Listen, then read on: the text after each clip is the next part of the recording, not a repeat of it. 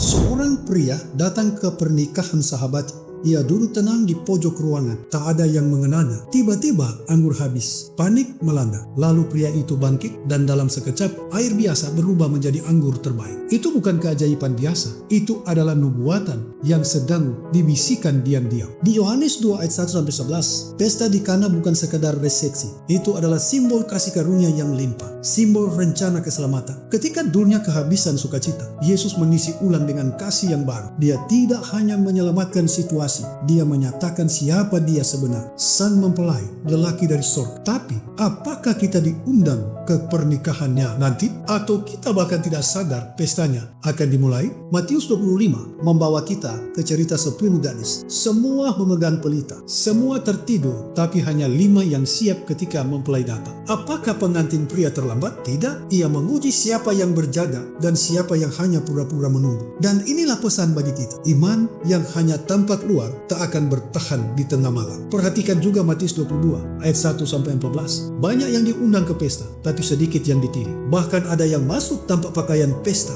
dan dikeluarkan. Tuhan tidak mencari keramaian, Dia mencari kesiapan. Pertanyaannya sekarang, apakah kita siap secara pribadi atau hanya numpang ramai di jemaat? 2 Korintus 11 ayat 1-5 memperingatkan soal pengantin palsu. Paulus menunjukkan bagaimana gereja bisa tergoda oleh Yesus yang lain, roh yang lain, dan Injil yang lain. Inilah mengapa pekabaran 3 malaikat Wahyu 14 sangat penting, karena dunia sedang menyiapkan pernikahan yang palsu. Hari Minggu menggantikan Sabat, tradisi menggantikan kebenaran, apalagi yang telah masuk ke dalam gereja kita, tapi kita anggap sebagai bagian dari iman. Dan pertanyaan terakhir yang harus kita renungkan dalam hati, apakah kita sedang mengenal Yesus secara pribadi atau hanya mengenal ceritanya? Karena saat pesta pernikahan itu dimulai, tidak ada waktu lagi untuk membeli minyak. Tuhan Yesus memberkati. Shalom.